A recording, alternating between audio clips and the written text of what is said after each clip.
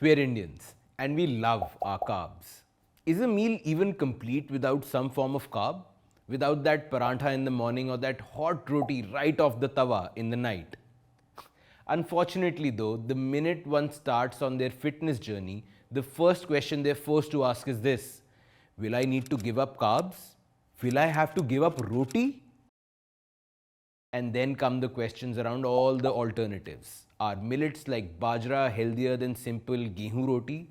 Wheat, Jowar, Bajra, Amaranth, which of these is actually the healthiest atta? I'll help you answer these questions in today's video of the Whole Truth Academy.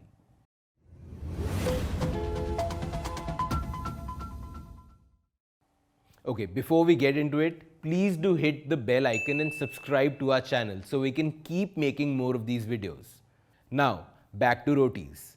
The problem with rotis is that they're mainly a source of carbohydrates and not much else. And the bigger problem is what we have them with. Just look at this plate.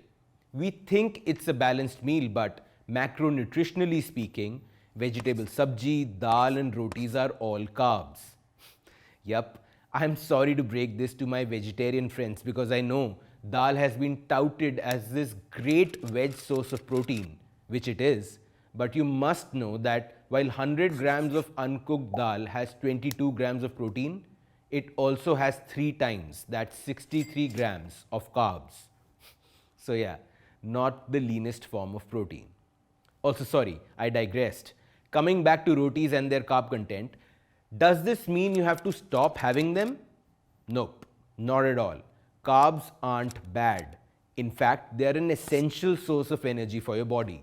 So no, the answer isn't to stop. The answer is to control your portions and have carbs from the best source possible. And of course, with rotis, the source is atta. So we'll compare all 4 attas, that's wheat, bajra, jawar and amaranth, on 4 parameters. 1. Type of carbs, 2. Fiber, 3. Protein and 4. Micronutrients. Let's begin. First, type of carbs.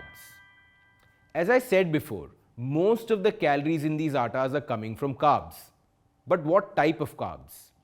You see, there are 2 types, simple and complex carbs. Both these types differ on the basis of their chemical structure and how your body breaks them down. Simple carbs are easy to digest. They get quickly absorbed in our body and spike up blood sugar immediately. Complex carbs, on the other hand, have complex cell structures and need work to break down. Slower breakdown means slower energy release and a more stable blood sugar spike. So complex carbs keep you going through the day with consistent energy, not spikes and troughs like simple carbs. Some examples of simple carbs are rice, roti, bread, pasta, or anything made of maida. Examples of complex carbs are quinoa, beans, vegetables, and dals. So yeah, when you have that wheat roti with dal, you're having a simple carb with a complex carb and some protein. Now, here's the good thing. Bajra, Jowar, Amaranth all fall under complex carbs, whereas wheat is the only simple carb. And they're also gluten-free if that matters to you. So, long story short, Bajra, Jowar and Amaranth all win over wheat in this round. Next, let's talk about fiber. First up, fun fact, fiber too is a form of carbohydrate, just like sugar and starch, but there are many good things about fiber. It helps you balance your meals, promotes gut health by feeding good gut bacteria, prevents constipation and most importantly, increases satiety, which means fewer rotis to fill your tummy. Now, according to the RDI, we need about 25 to 30 grams of fiber per day. And 100 gram of wheat only gives us 9% of this, while jowar sits at 20% and amaranth at 22% and bajra at a whopping 30%. Oh, and just so you know, one roti is roughly 30 to 50 grams of atta depending on size. So you can calculate both your calories and your fiber intake based on the number of rotis you're having. Also, bajra clearly takes this round. Speaking of satiety though, apart from fiber, there's another nutrient that takes work to break down and keeps us full for longer, and that's protein.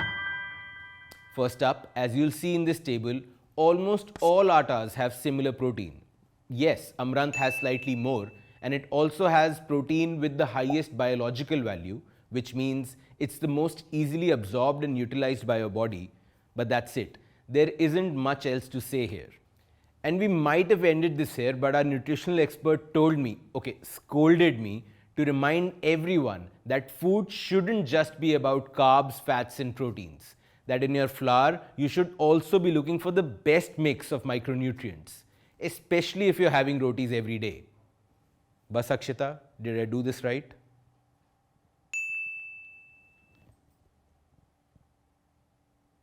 Okay, so last but definitely not the least, let's talk about micronutrients.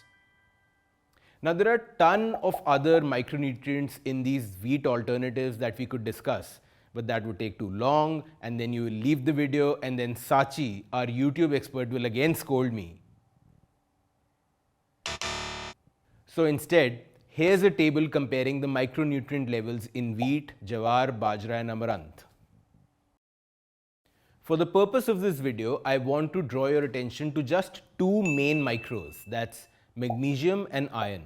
Magnesium is one of those underrated micronutrients that has big macro benefits. It's important for bone formation, heart health, and over 600 biochemical reactions in your body such as energy production and protein metabolism, etc.